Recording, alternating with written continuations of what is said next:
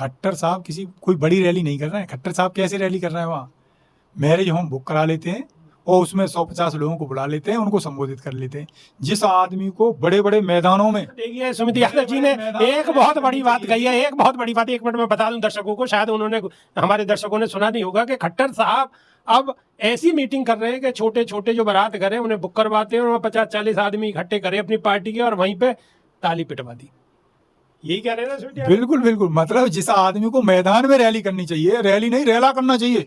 9.5 साल तक जो आदमी प्रदेश का मुख्यमंत्री रहा है, वो आदमी मैदान के बजाय मैरिज होम में प्रोग्राम कर रहा है। आप सुनिए, जो है वो भी चुनिंदा लोगों को बुला के दिखाने के लिए, चूंकि यहाँ से ड्यूटी लगा रखी है इनकी। पहले इन्होंने उनकी नहीं सुनी थी लोगों की, अब लोग इनकी नहीं सुन रहे हैं।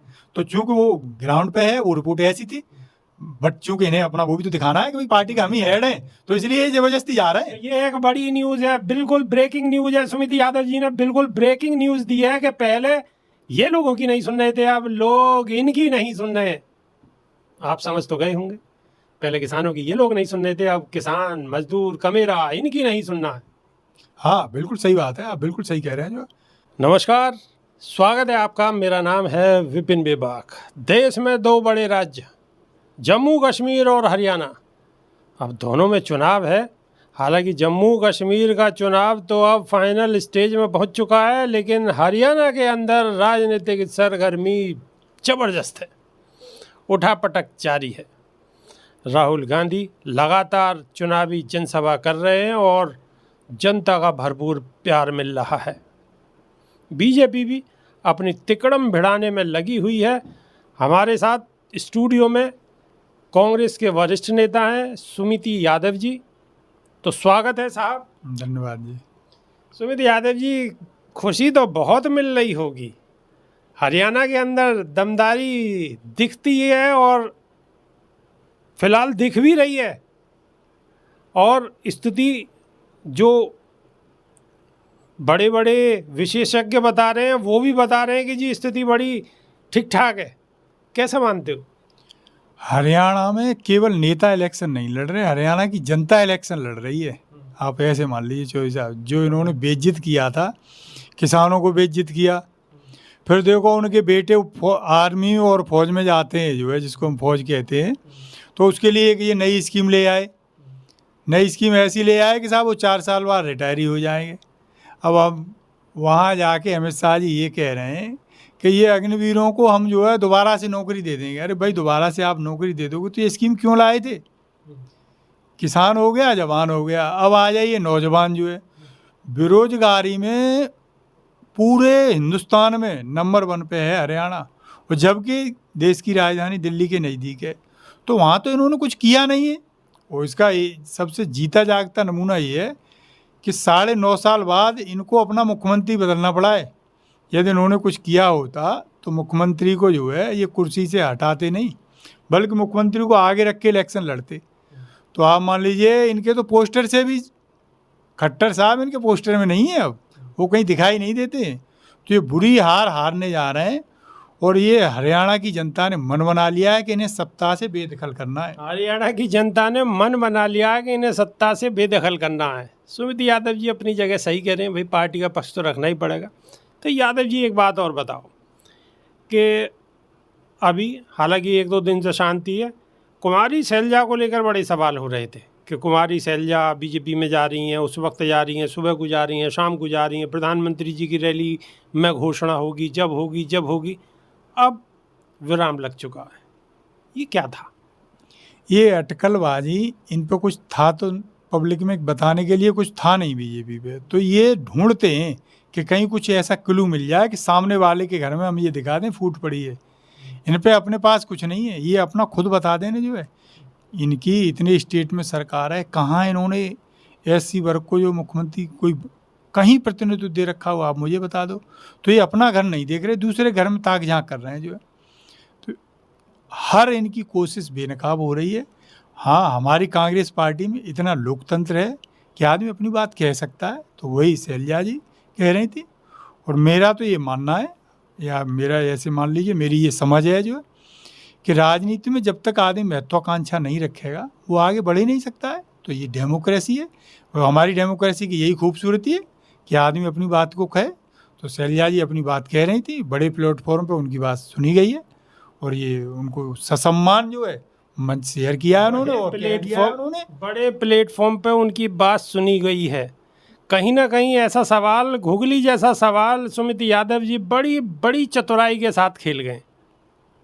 नहीं नहीं, ये पहले तो ऐसा कुछ था नहीं, ये तो वो मान लीजिए उनमें कहीं अनबन थी भी, तो राहुल गांधी जी गए मीटिंग लेने, मीटिंग लिए, दोनों लोग साथ आ गए, दोनों लोगों ने ये कह दिया है कि हमारी पहली प्राथमिकता है जो हरियाणा की जनता के साथ इन्होंने जो अन्याय कर रहे हैं इनको सत्ता से बेदखल करना।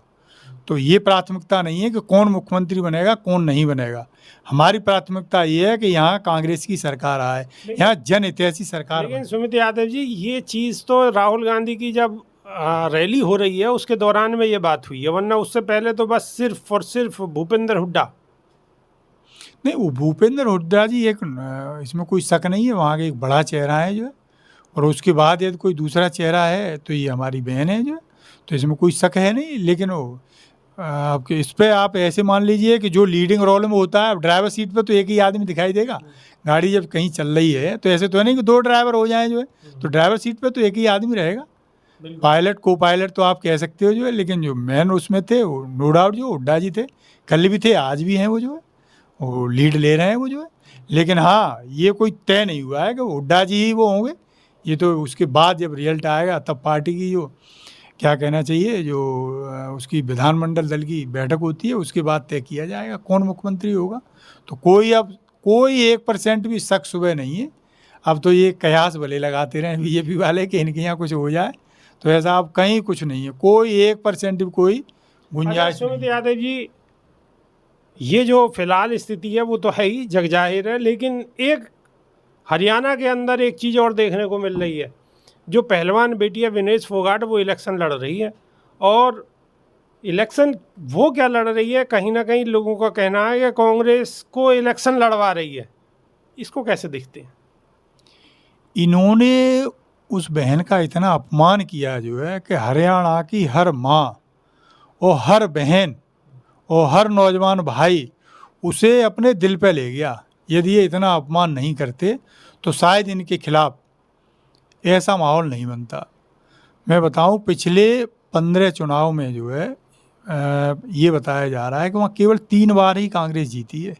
तो ये मान लो आप जो है, अब वो विनेश फोगाट अकेले चुनाव नहीं लड़ रही, वहाँ की पूरी बहनों ने उसको अपनी प्रतिष्ठा से जोड़ लिया।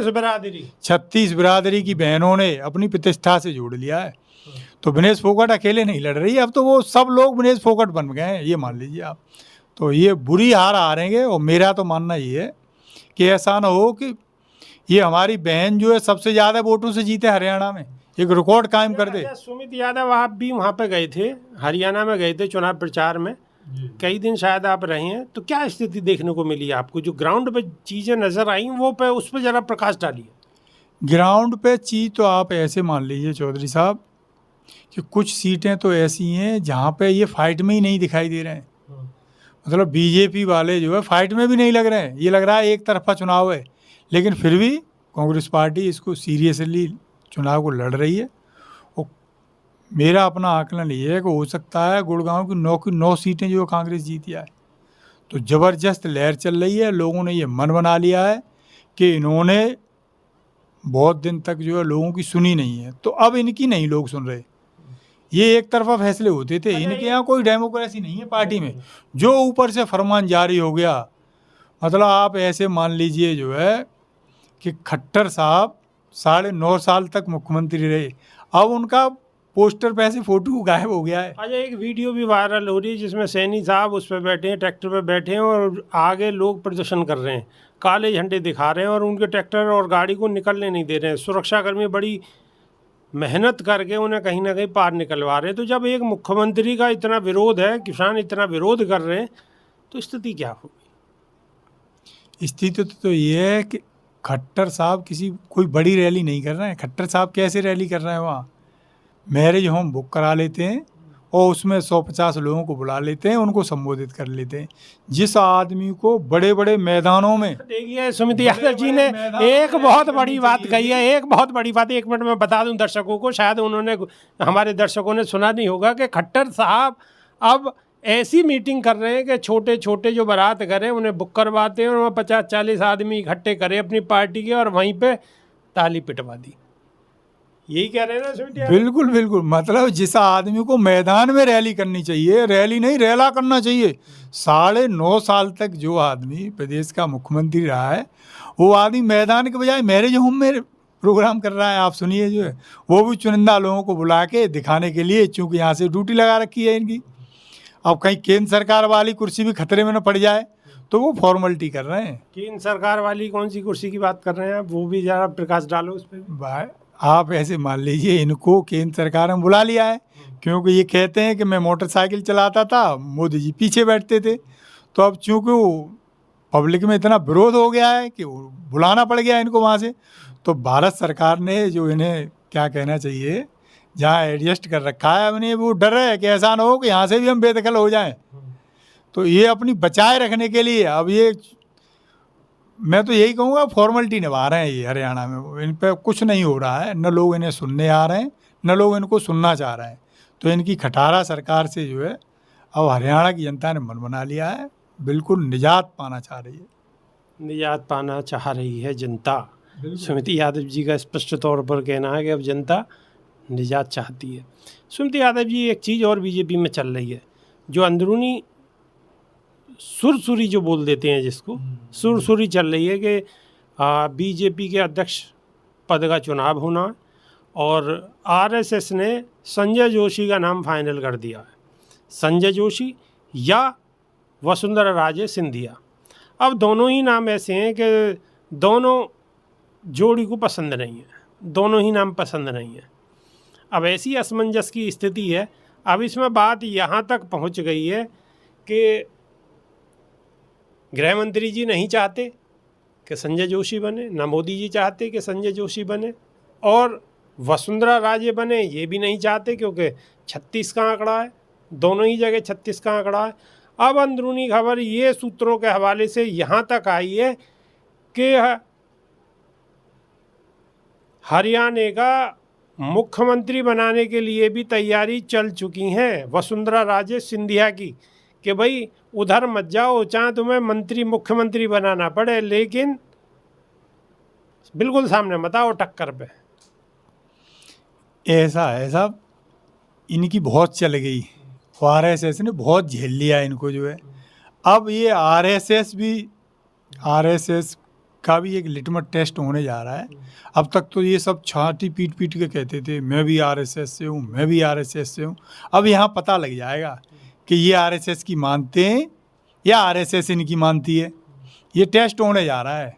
और नो डाउट आप ये मान लीजिए, जो है यदि आरएसएस की चल गई तो आप तो केवल अध्यक्ष पद की कह रहे हो। मुझे तो ये लग रहा है जैसे खट्टर साहब को बदल दिया ना, आरएसएस कहीं इन साहब को भी ना बदल दे, जो इनसे कहे कि साहब बहुत हो गया, अब आप दोनों लोग सीधे प्रधानमंत्री के लिए बोल रहे हैं कि प्रधानमंत्री को बदल दे आरएसएस, ये बोलना चाह रहे हैं। बिल्कुल, आप ऐसे मान लो, जो है हरियाणा की तरफ से ये निवेदन किया गया था कि साहब आप कम से कम दिखाई देना हरियाणा में। पता है आपको? नहीं तो साहब कितनी कितनी रैली करते हैं। दोबारा बताइए। हरियाणा का जो इनका पार्टी का संगठन है, उसकी तरफ से ये बड़ा क्या कहना चाहिए, ये विनम्र निवेदन आया था कि साहब आप जो है हरियाणा में कम से कम दिखाई दें। अच्छा, मोदी जी कम से कम। हाँ, इनके चेहरे से ही लोगों को चिढ़ है। अच्छा। हाँ, अच्छा, अरे अच्छा, तो आप ऐसे देख लो, इनका एक मित्र है उद्योगपति, उसने गोदाम बना लिए थे, अडानी। तो उस एक मित्र से अनबन न हो जाए, तो इसलिए पूरे हरियाणा पंजाब के किसानों को 13 महीने तक इन्होंने जो है सड़क पर बिठा के रखा। अब लोगों को मौका मिल गया है, जो है पहले इन्होंने उनकी नहीं सुनी थी लोगों की, अब लोग इनकी नहीं सुन रहे हैं। तो चूंकि वो ग्राउंड पे है, वो रिपोर्ट ऐसी थी, बट चूंकि इन्हें अपना वो भी तो दिखाना है कि भाई पार्टी का हम ही हेड हैं, तो इसलिए जबरदस्ती जा रहे हैं। ये एक बड़ी न्यूज़ है, बिल्कुल ब्रेकिंग न्यूज़ है। सुमित यादव जी ने बिल्कुल ब्रेकिंग न्यूज़ दी है कि पहले ये लोगों की नहीं सुन रहे थे, अब लोग इनकी नहीं सुन रहे। आप समझ तो गए होंगे। पहले किसानों की ये लोग नहीं सुन रहे थे, अब किसान मजदूर कमेरा इनकी नहीं सुनना है। हाँ बिल्कुल सही बात है, आप बिल्कुल सही कह रहे हैं। जो लोगों ने मन बना लिया है वहाँ, और पूरी तरह मन बना लिया है, तो अब ये मान लो इन्होंने तो हथियार रख दिए हैं, अब तो ये फॉर्मेलिटी कर रहे हैं। और इसी वजह से इन्होंने केवल 2 स्टेटों में चुनाव करवाया है, क्योंकि इन पे ये रिपोर्ट थी, इंटरनल रिपोर्ट थी कि 4 स्टेट हम हारने जा रहे हैं। तो ये छोटी छोटी हारने जा रहे हैं। अब जो है पहले ये 2 स्टेट हारेंगे, उसके बाद देखना आगे आने वाला चुनाव आ रहा है, ये वो 2 स्टेट भी इनके हाथ से निकल रहे हैं। वो आप ऐसे मान लो महाराष्ट्र तो बिल्कुल, महाराष्ट्र के दम पे ही ये पूरे हिंदुस्तान में राज करने की सोचते हैं जो है, तो ये महाराष्ट्र भी हारने जा रहे हैं, ऐसे मान के चलिए आप। तो अब इन्हें तो ये भी दिखाई दे रहा है कि ऐसा ना हो आरएसएस हमसे कह दे कि भाई झोला उठाओ, अब आप यहाँ से जो है गुजरात के लिए जाओ। आरएसएस कहीं कह ना दे कि झोला उठाओ और गुजरात की तरफ जाओ। ये थे हमारे साथ सुमिति यादव जी, अपनी बात बड़ी बेबाकी से रखी, लेकिन आने वाले चुनाव के बाद जनता फैसला करेगी कि बीजेपी आ रही है या जा रही है। अब दोनों के लिए कौन आएगा और कौन जाएगा, उसके लिए इंतज़ार करना पड़ेगा कुछ दिन और, यानी कि 8 तारीख तक।